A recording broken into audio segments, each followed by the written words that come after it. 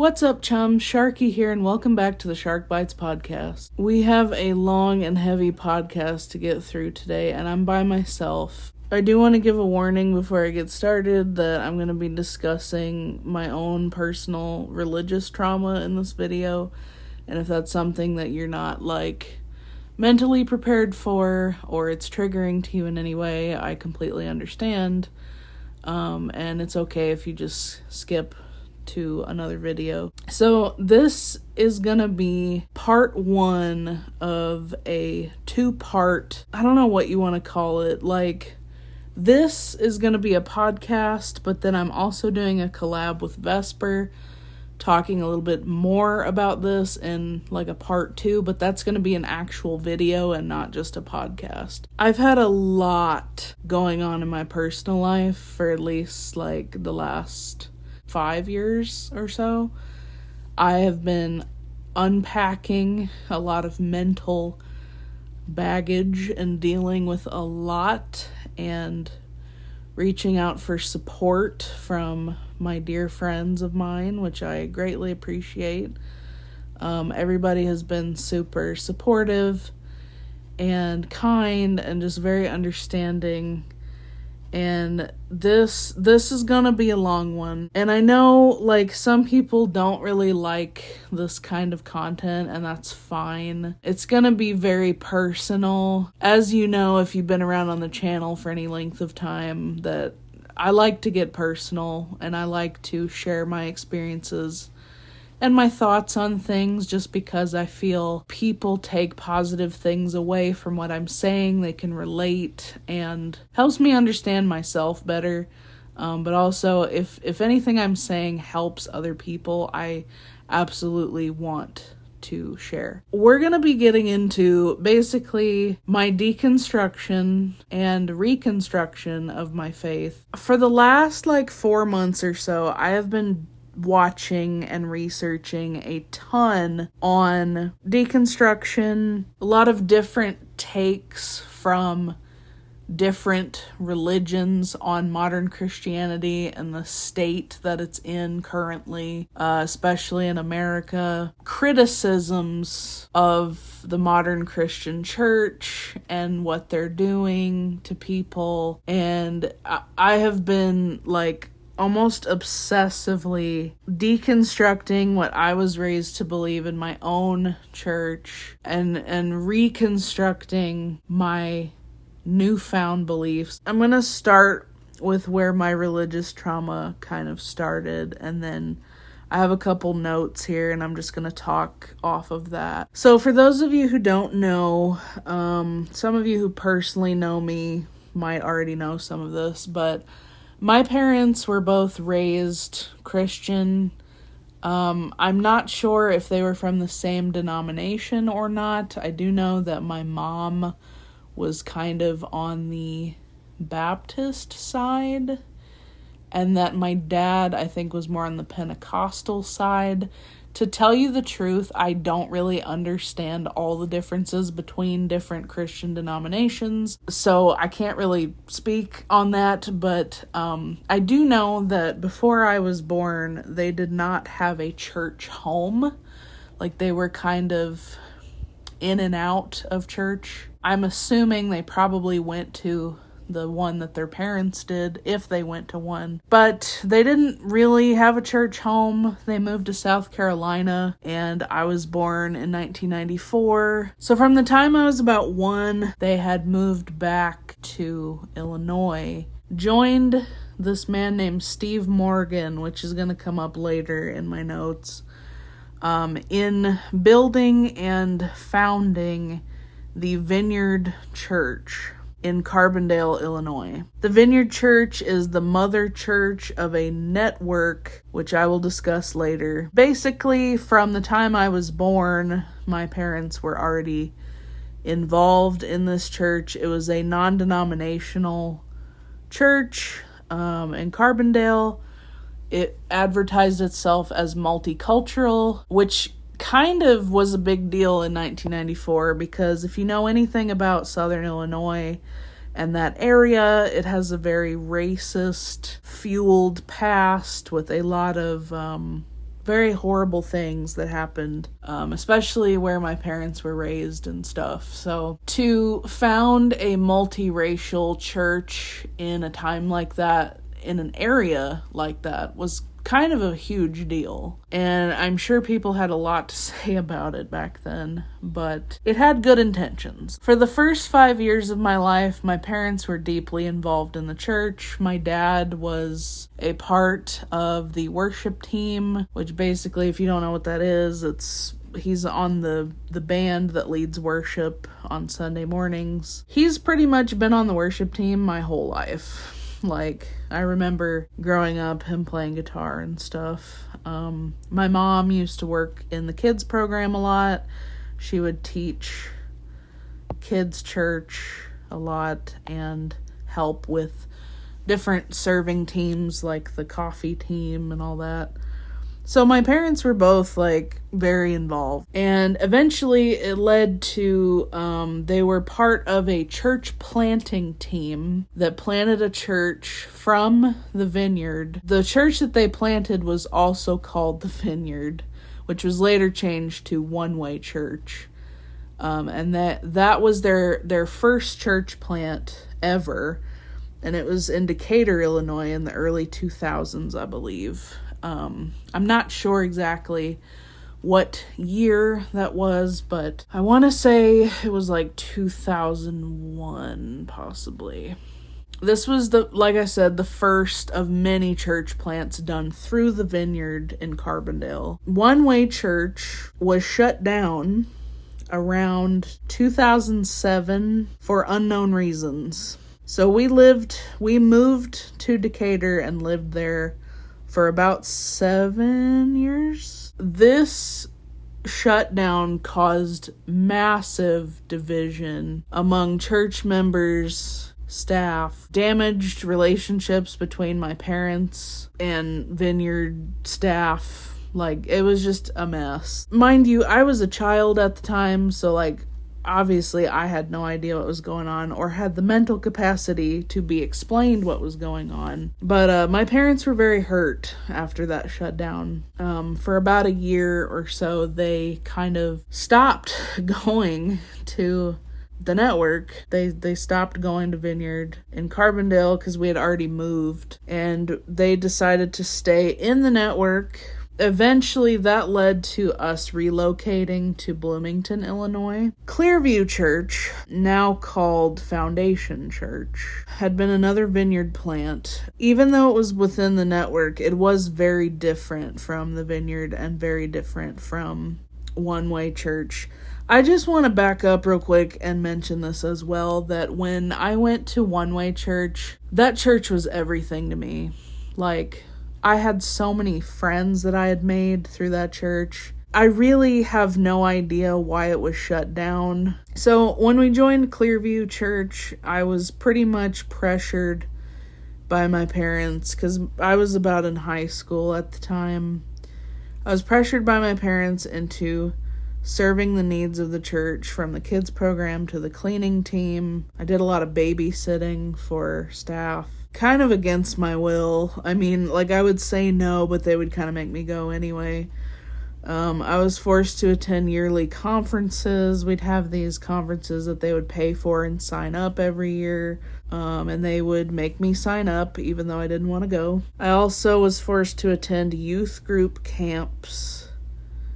There was 2 in particular that I remember attending. And I remember, like, the first year that they made me go, I really put up a fight. Like, I did not want to go. I was in high school, and the entire time I was just being the most rebellious child I could possibly be. I do have a story that stuck with me during, like, when I started deconstructing, I kind of brought up this story with my husband. And he was like, that's pretty messed up, so I'm going to share it with you. It's about masturbation. And I know this video is off to a interesting start, but it's going to be relevant when I talk about this kind of stuff later, in terms of, like, when I dated my husband. So anyways, I do remember this thing happening at camp where this girl, we were doing like a prayer night where like you could bring your prayer requests to the leaders that were like the youth group leaders that were overseeing like the girls' cabin.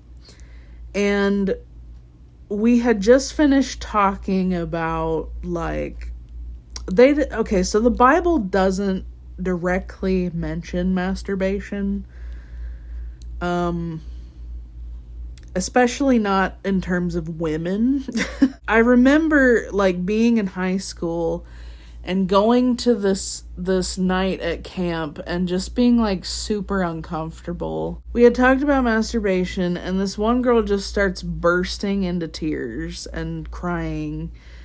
And, you know, we're all like around her, you know, like asking her what's wrong and stuff. And she was talking about shame that she felt for masturbating, and she just had so much shame and so much guilt over it. Everybody was kind of, except me, was kind of just like, yeah, you should, you know, repent for that. You should feel, you know, you should feel bad because it's sinful. And like the girl was just in shambles. Like I was so uncomfortable because in my mind, I mean, I didn't really have a grasp on what sex was or what masturbation was at all.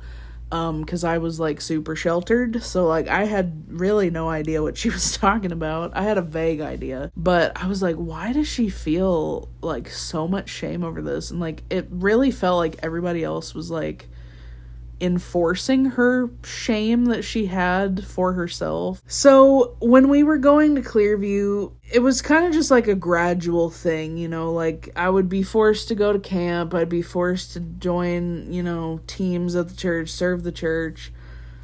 I was never really allowed to like question leadership or like anything doctrine related, you know, like I'd always get like really not good answers for questions I had, or just very vague answers, or like people would just be like, oh, you should pray about that, you know, if I had questions. A lot of that was like instilled in me by my father too, because my father was and is like very authoritative, and like anytime I had questions or I was questioning doctrine or just like, you know, things that we were being taught in church, like he just had the utmost respect for the leaders in the church, and like they were authority, so like whatever they said goes.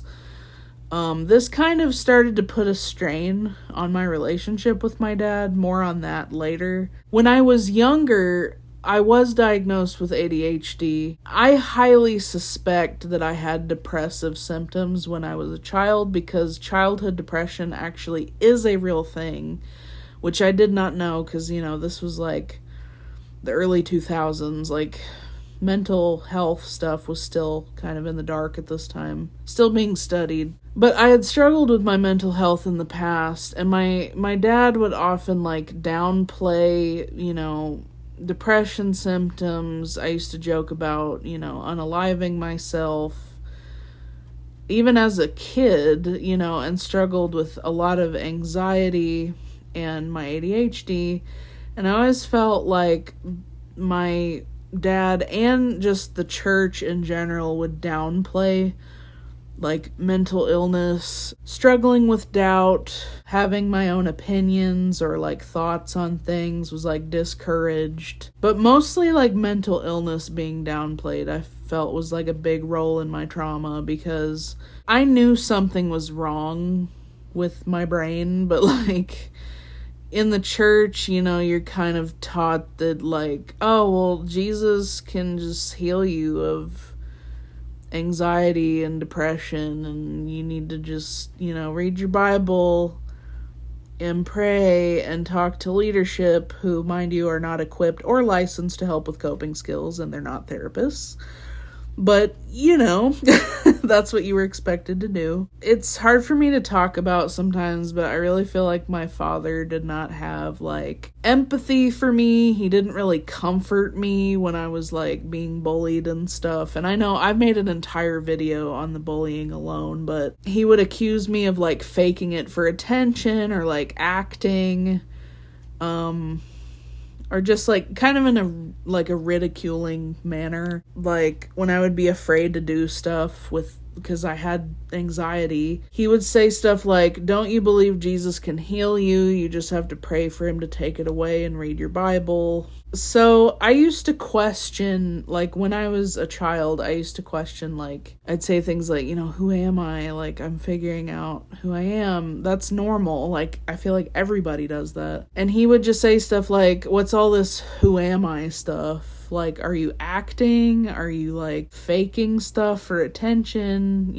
That kind of thing. He would have this attitude of, like, well, you're a Christian. Like, you know who you are. Like, I don't know why you're asking. I do have one personal story I'd like to share. When I was about 8 or 9, I remember needing to light a candle, and I had never done it before. But I needed help, and I asked my dad to help me light the candle, and he said, you do it. And he handed me the match. He didn't show me how to do it or how to hold it or anything. I got the match to burn, and then I tried to light the candle, but I held it the wrong way and I burned my finger. And he didn't, like, try to stop me, like, not to hold it that way. He just kind of watched me burn myself, and that has really stuck with me. I remember getting very upset after that happened, obviously, because I burned my thumb really bad. I remember, like, taking a pencil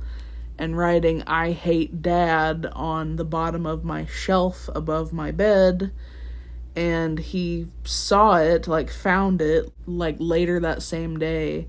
I got in trouble. But that's kind of what I mean by, like, I feel like he didn't have a lot of empathy for me at times, and, like, just didn't help me through things. Like, I'd be expected to do things just because he told me to, but he wouldn't show me, like, how to do it, or, would get frustrated with me. I'm gonna talk about something that basically wrecked my relationship with my dad, and in a lot of ways the church, and you'll see kind of what I mean as I talk through this. But I started dating my now husband, then boyfriend, in college. My dad had always said, wait till you get to college, then you can date. And I did. I was in a long distance relationship with my husband, and my dad was not supportive of it at all. He very much did not like our long distance relationship. And I kind of understand some of that from a safety standpoint, just because, I had never met him, and we met online, and that was still, like, questioned, in, like, the early to mid 2000s. My husband and I met when I was in high school, I think, so it was, like, 2011, 2012-ish. My dad would often threaten me or, like, weaponize the Bible against me in our relationship. He would say a lot of hurtful, manipulative things, like, you have to decide, and these are, I am paraphrasing, but some of these are, like, word for word what I remember.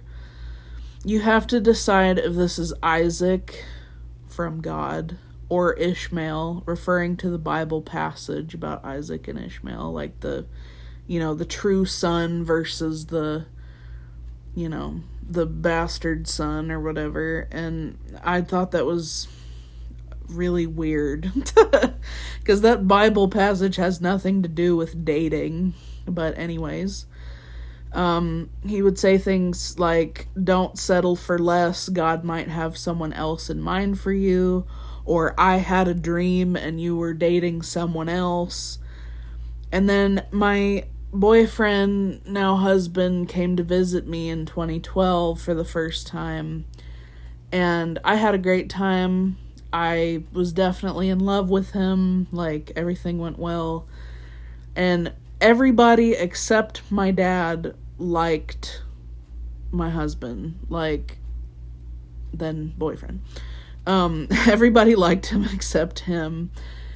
And then I remember, like, driving my boyfriend and his mom, because his mom came with him, to the airport for them to leave. And my dad was driving and I was in the passenger seat on the way home. And this was, like, probably 5 a.m. Like, it was super early in the morning. And I was about to go to school. My dad literally said, "I'm glad he's gone. I don't want him to ever come back here again. I don't want you to keep talking to him." But he said it, like, in a very, like, aggressive tone. And I bawled my eyes out. Like, I cried so hard after that happened. When my then boyfriend was in town visiting, we had gotten prayer from church. Like, we had gone to my youth pastor at the time. I was praying relentlessly, like, God, make it obvious, like, if I'm supposed to be with my boyfriend or not. I was really seeking a lot of guidance from church leaders because that's what my dad told me to do, and I really got no answers when I did that.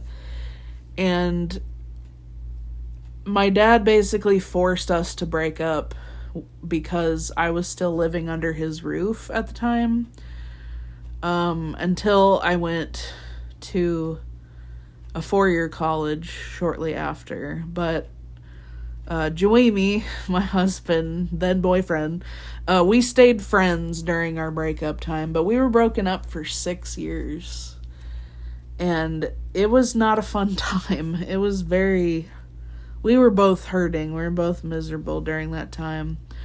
And after my boyfriend had left, my dad and I had a massive fight. And, like, we had hardly ever fought about anything before. And I really think that my relationship with my boyfriend was what sparked the deconstruction in me.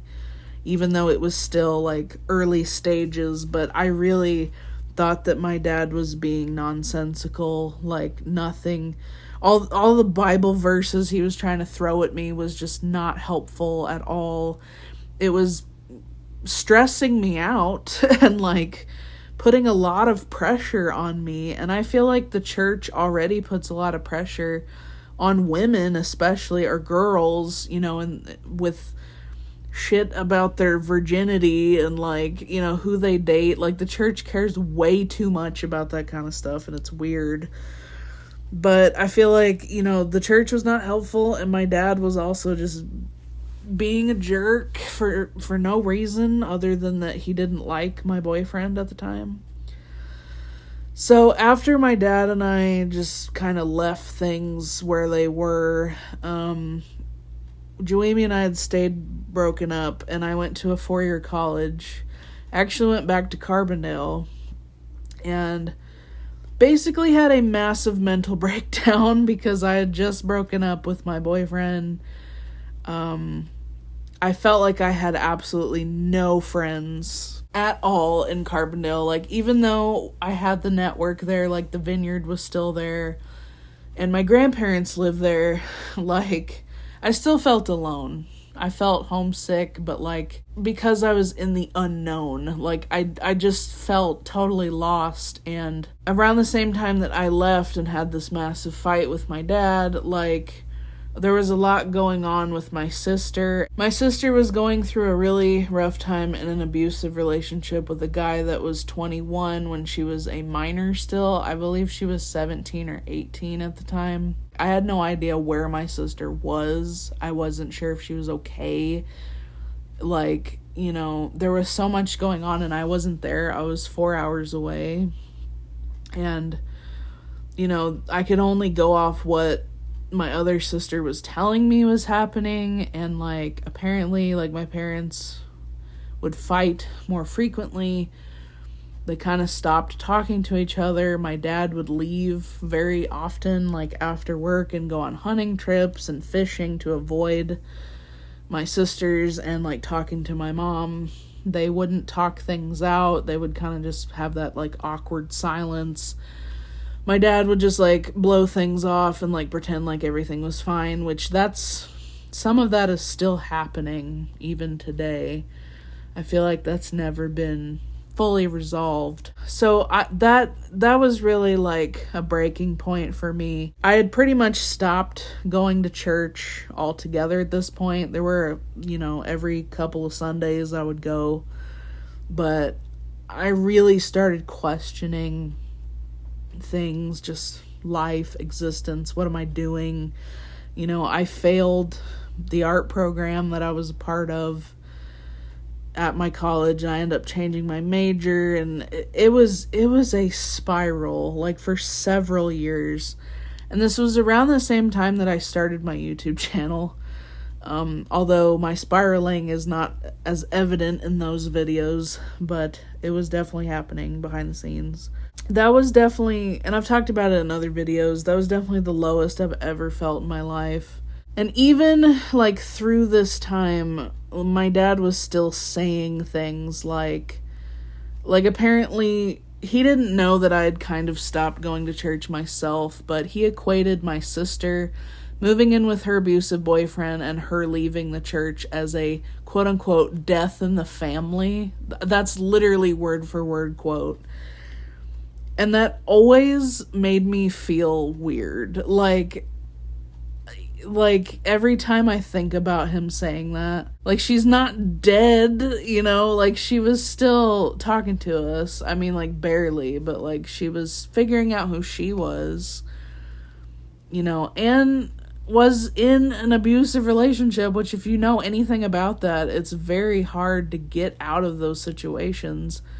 And you want to believe the best in people, but it's just like, it's a specialized situation that I feel like my dad was just not understanding. Like, he thought that she was just choosing him over being a Christian, which I can't speak for my sister. Like, I don't fully understand everything that went on with her, but I'm just saying that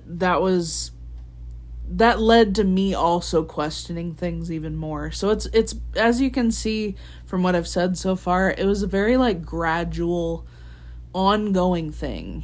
Like, it wasn't, I suddenly decided to wake up one day and be like, I don't know about this whole Christian thing. It was gradual, like, over the course of many years, with pivotal experiences happening throughout my life that made me question things. After I started to try and heal from my mental breakdown, I actually joined the furry fandom.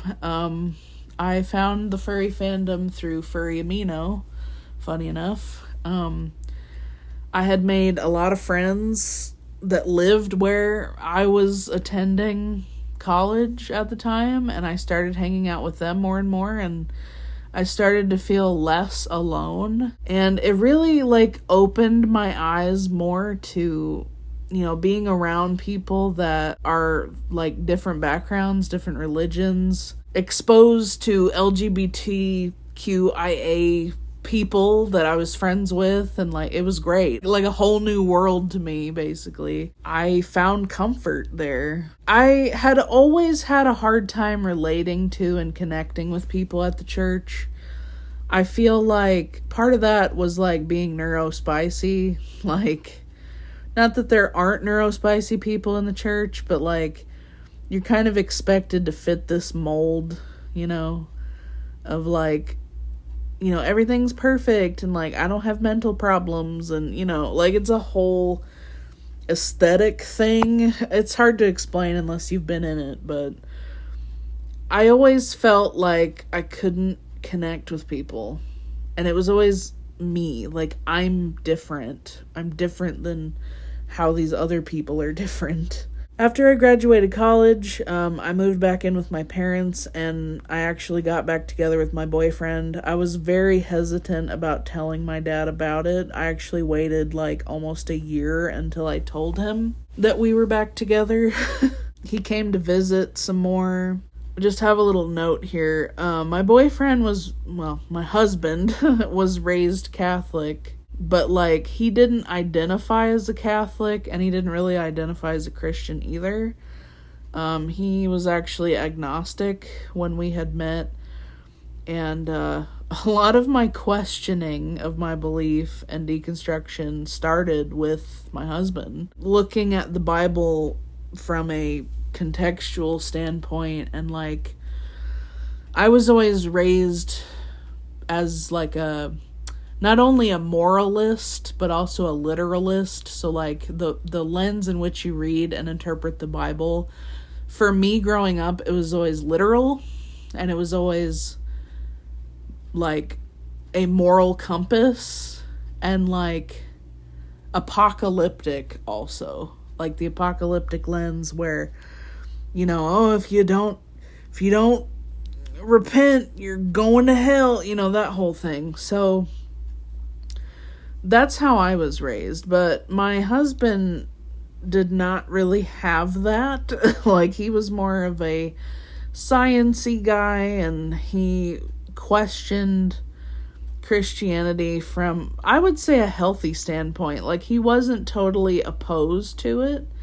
He just wanted to, like, hold it within historical context, like, not read it literally. So the funny thing is that at first I tried to convert my husband to Christianity when we were still dating. I don't really believe in conversion anymore. He actually ended up causing me to question my faith instead, which I just find kind of funny. But things like that, the discussions we've had, like, really aided in my reconstruction as well, which I'll talk more in a second about that. But so after I graduated and after we got back together, I moved with my parents to Texas, which is where we are now, and I lived with my parents for, I think, almost 2 years, and we started attending another in-network church called Joshua Church here in Austin. And once again, had a lot of trouble connecting, did not really feel like serving or becoming a member there, and I was still, questioning a lot of things and just not really feeling like going to church. So, like, I kind of only went because my family was going. And then my sister, who had been in the abusive relationship, she ended up leaving, thank God, leaving her abusive relationship after having 2 kids. She moved in with my parents. Yeah, and I moved out, obviously. I moved out of my parents' place, and my husband and I live together now. But I lived by myself, I think, for 3 years. Damn, that was a long time. Anyway, I've talked about everything that led up to my deconstruction. So let's talk about leaving the church, because I know y'all are asking, probably, Sharky, did you get out? And yes, actually. So I had a few things happen while attending Joshua Church, all that compounded led up to me and my husband leaving, which I will talk about in a second. So the first experience that was rather eye-opening that I had was with a church leader who was a small group leader, which, if you don't know what that is, it's basically like a Bible study group that meets outside of the church. They're basically what it sounds like, a small group led by a leader appointed by the pastors in the church. So, this guy, who I had never met before, he was the leader of a small group that I attended, and I had asked him if they had a Facebook group so that I could keep up with, they hold events sometimes, like they'll go to the park or they'll have like a potluck or something. And I wanted to keep up on events while I was attending the group. And this was the time where I had a furry profile picture of my persona. didn't think anything of it, really. I still had my real name, but I had a furry profile picture. And I just want to say this. While I was attending church after joining the furry fandom, I never brought up being a furry. It's not that I was ashamed of it or anything. I just didn't think it was relevant to when I was talking to people. Like, I don't really think of it as an identity thing much. So I didn't bring it up with anybody. Small group leader saw my profile picture during the request that I made, like, to join the group, and messaged me and was like, hey, is this you? And I was like, yeah. Just so you know, I don't condone that kind of stuff. And I was like, what stuff? Like, what are you talking about? And he was like, well, I noticed your profile picture. And I was like, oh, it's just something that I drew, you know, like that's, I don't like using real pictures of me on Facebook, you know, like it's a privacy thing. And he just was like not understanding or having it at all. And he basically said, like, I don't want to let you in the group because I don't want you to, like, influence people in the group. And I was like, what are you talking about? I was like, okay, this guy has probably seen some, like, videos shading furries as, you know, creeps or whatever. So I said, how about after church on Sunday, or some Sunday, I was like, how about we sit down and talk about it, and I will, you know, explain, like, what's going on, you know, like, why my profile picture is like that. And he was like, okay, sure. So we meet up one Sunday after church, and it was very brief, and he did not listen to a word that I said. He kind of just went into it with preconceived notions about furries and what they stand for, and was not listening to me at all. And I wrote down a quote, which is kind of related of the messages that he sent me, but he said, being a furry is sexually deviant. The fact that you found that during you being in a rough place, it's sinful. I don't want you influencing people in the group to furry stuff.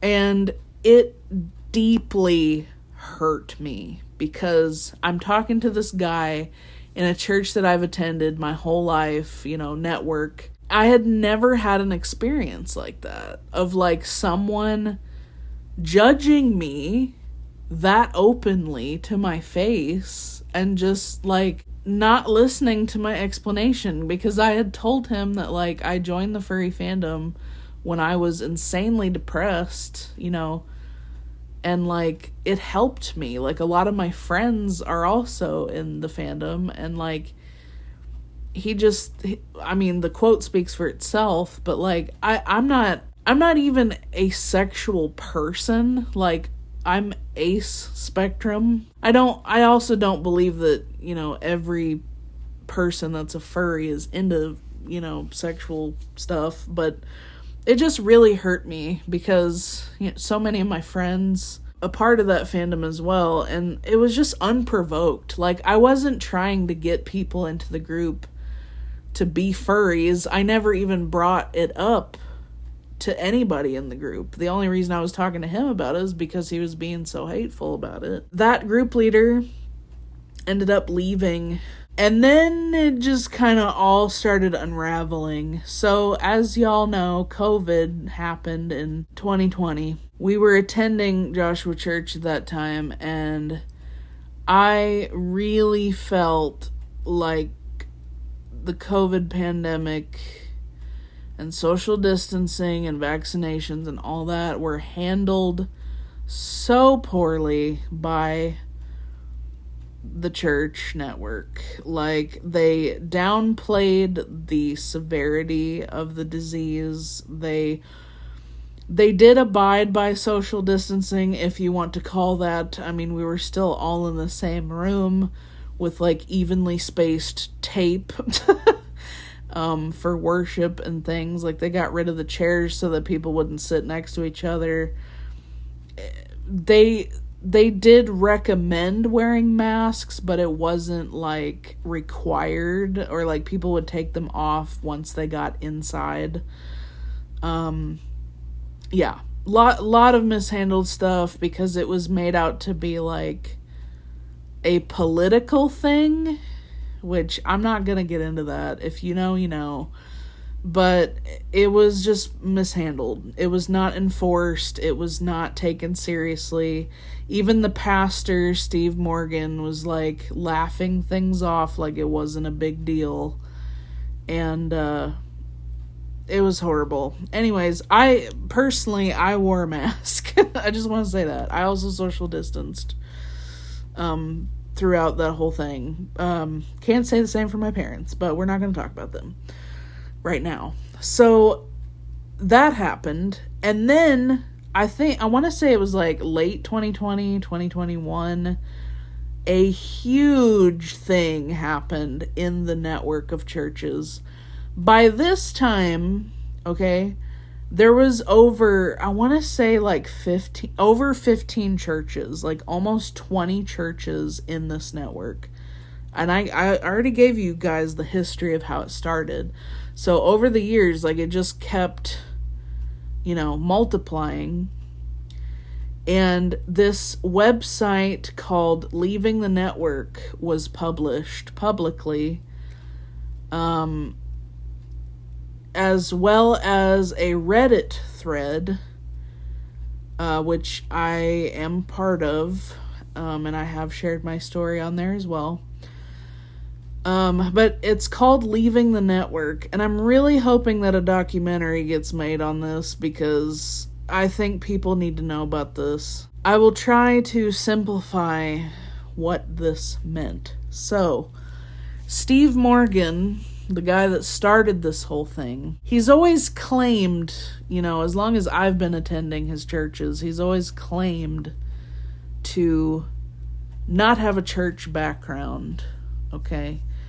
But allegations with police report receipts were published to Leaving the Network, the website. Basically, he had been a youth pastor at a Mormon church in the 80s and had SA'd a minor who I believe was 15 at the time. We'll leave a link to the website with all of the police reports and everything if you want to look into it for yourself. There was also an indecent exposure allegation that I think both of them were dropped. He was charged, but the charges were dropped. Not sure why. And the second allegation that I just mentioned, I believe was in 2008, so it was shortly after One Way Church got shut down that I mentioned earlier from my childhood, with no explanation. And he claimed to just have a mental breakdown and started saying that he couldn't do this anymore and he couldn't run all the churches and all that stuff. But the board encouraged him to stay, and there's a whole website dedicated. I'm not going to go into too much detail, but needless to say, when these allegations were published publicly,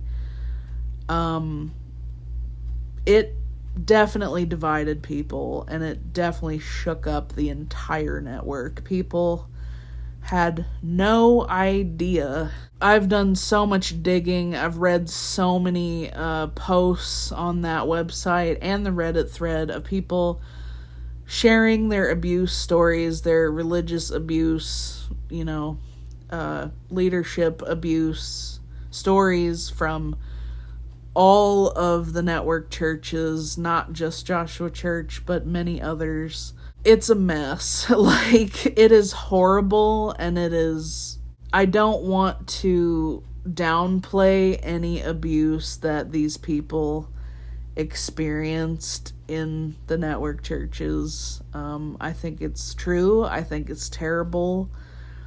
And the church, unsurprisingly, did not take accountability or responsibility for anything. They downplayed the whole thing. I was told that, some disgruntled past members of the church posted a hit piece on Steve, but that's not what it is. These are real people, abuse allegations, people being hurt in the church for years, from when I was a child until today. And I don't think that many years worth of abuse can be downplayed. When I asked my parents about it, they did not really say much. They had told me that they disagreed with Steve in the past about how things were run, but they stayed in the church, so whatever.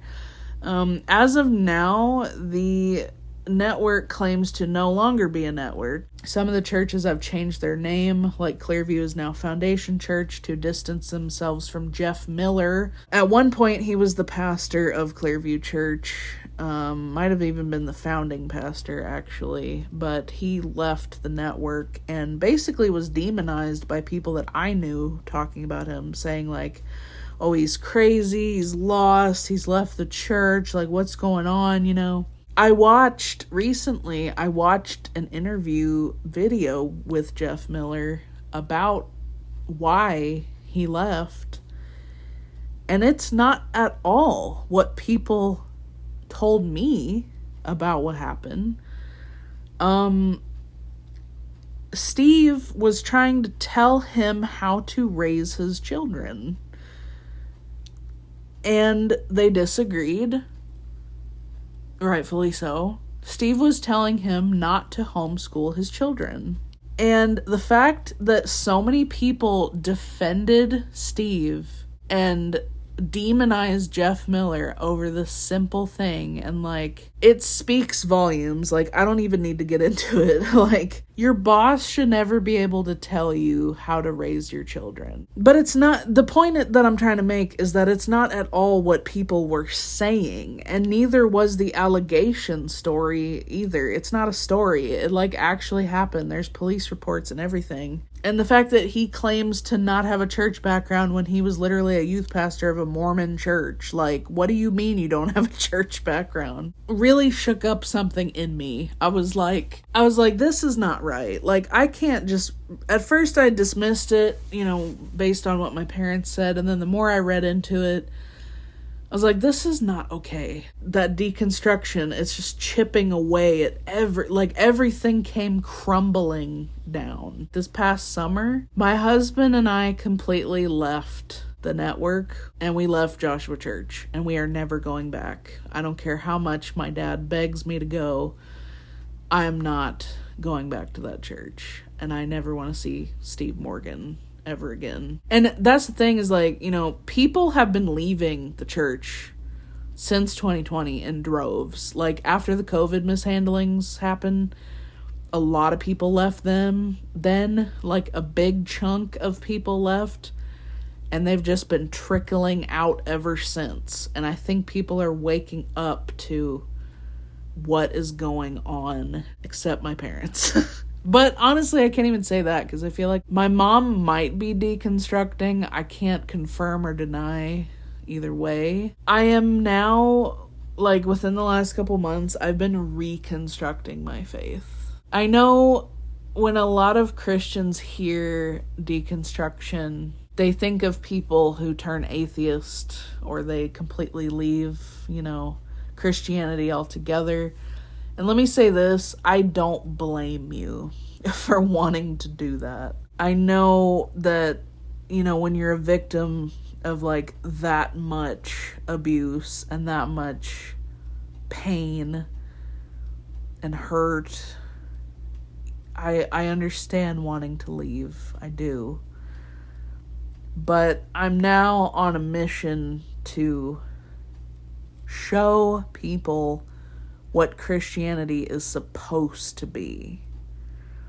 And that this modern Americanized version of Christianity is not what we're supposed to be doing. This, like, hateful, dividing, polarizing Christianity, that is not from God. So what do I believe? I was raised believing in Zionism, Christian nationalism, conversion, like converting people, not associating with people from other religions. Like the only reason you should talk to them and befriend them is in hopes that they'll become a Christian. I don't think like that anymore. Currently am considering myself a progressive Christian.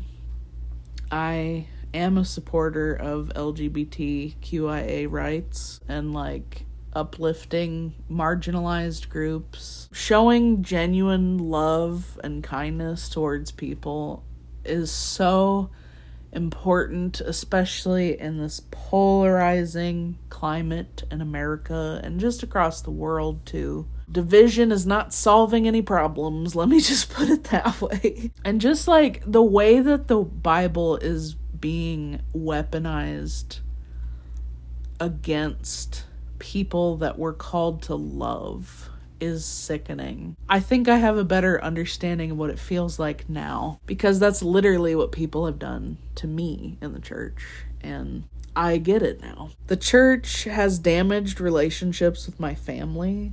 It's always your fault, and you need to fix your mental health problems. You need to pray more. You need to read your Bible. There's so much responsibility on the Christian and so much shame. And you're made to feel bad if you don't meet expectations set by the church or your religious family members. And I'm not for that anymore. Like, I've really broken out of the sheltered, controlled bubble I was in. And it really sucks sometimes because, like, as I mentioned throughout this video, is like, my relationship with my dad is very fractured. Like, it didn't used to be that way. Like, we used to be a lot closer when I was a kid, but a lot of it was just blind obedience, which I feel like he has blind obedience to the church and its leaders now. And, like, he's convinced he can speak in tongues and stuff. And I sincerely hope that my dad gets out and he seeks help. Or just, like, goes to therapy. And I'll be honest, I mean, a lot of this research and just hurt that I felt in our relationship, I haven't talked to him in about a month. Like, not really. I haven't seen him in probably a month. And it sucks. But I feel like he's just in a very rough spot right now, and I don't like how he treats my husband. Like, even though my husband and I are married now, I still feel like my dad has this resentment towards my husband, and he'll, like, get angry at him because he feels threatened by him, which is just bullshit. Like, I don't know why he feels that way. And there's just so much past stuff that we have never dealt with. Like, everything that I just said in this video, we have never really sat down and talked about it. And, like, really, not to blame anybody, but just to talk about it, how we're all hurting and, like, pretending like everything's fine.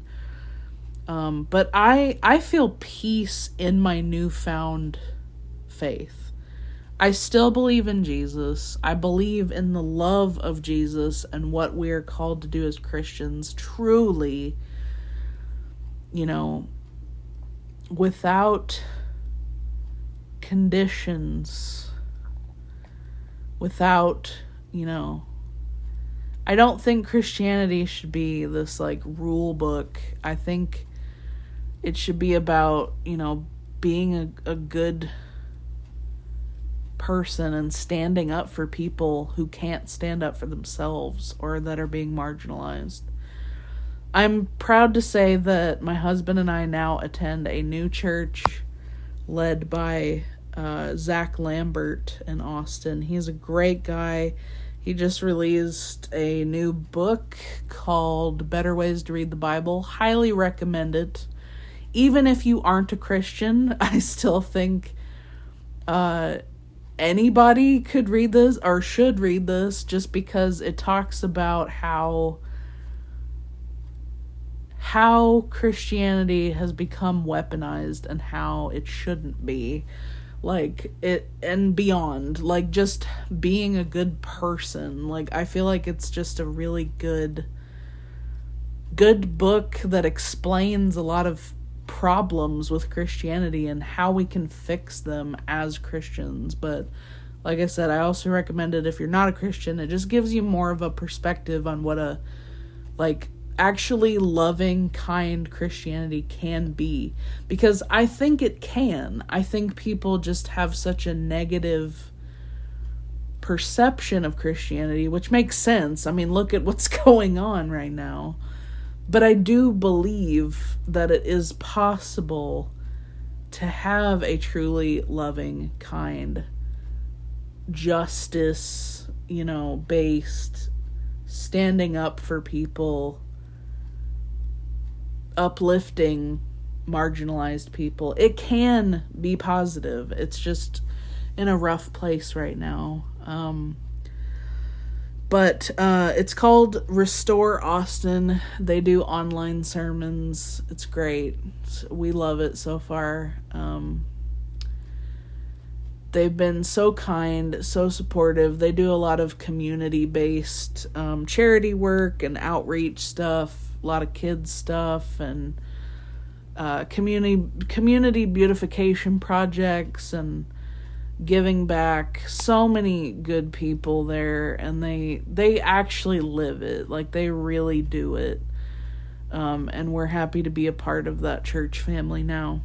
But just to close here, I have a couple other notes written down. I know this video's getting pretty long, but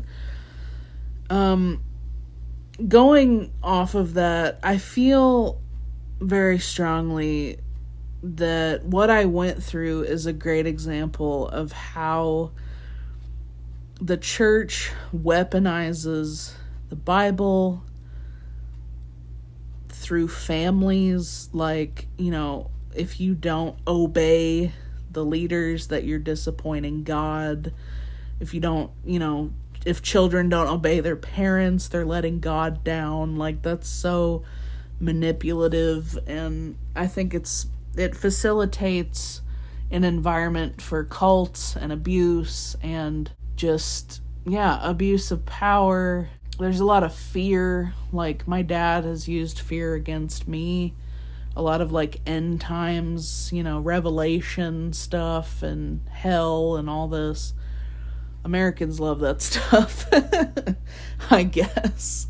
But I'm not sure that I fully believe in all of that. Like, I think you can be a Christian and question the Bible, and that's something that I was never allowed to do until I became an adult. And the more I look into it, I'm like, okay, so, like, if I wanted to find a verse for this, I could find one, like, it's not hard to find either contradicting verses or, like, something to back up your claim. And, I've had verses thrown at me in defense when I'm asking questions, or, like, just genuinely trying to understand the Bible. I feel like people are so afraid to question their own faith and question their own belief that the Bible is 100% true with no inaccuracies whatsoever. And my husband has really helped me realize that as I've gotten older. Like, there are problems with the Bible. Like, you can still believe it's true and useful, but, like, you have to acknowledge that, like, the Old Testament was written for a certain group of people in a certain time period, for a certain reason. Like, it's not talking to you, who lives in post-colonized America, like, you have to read it with historical context. But there's also things that are just not literal in the Bible as well, like the parables, and even things in Revelation, like, are not literal. They're metaphorical, or, inspired by other things, but it's like, I mean, even like the Jewish people don't believe in hell. Like, hell was something that was inspired by Greek mythology with Hades and the underworld. Like, you have to acknowledge those kinds of things, but also language, like linguistics, there is such thing as like mistranslations and like, different versions of the Bible say different things. I mean, I'd say the majority of them are the same, but like there are words that are swapped out that mean a different thing.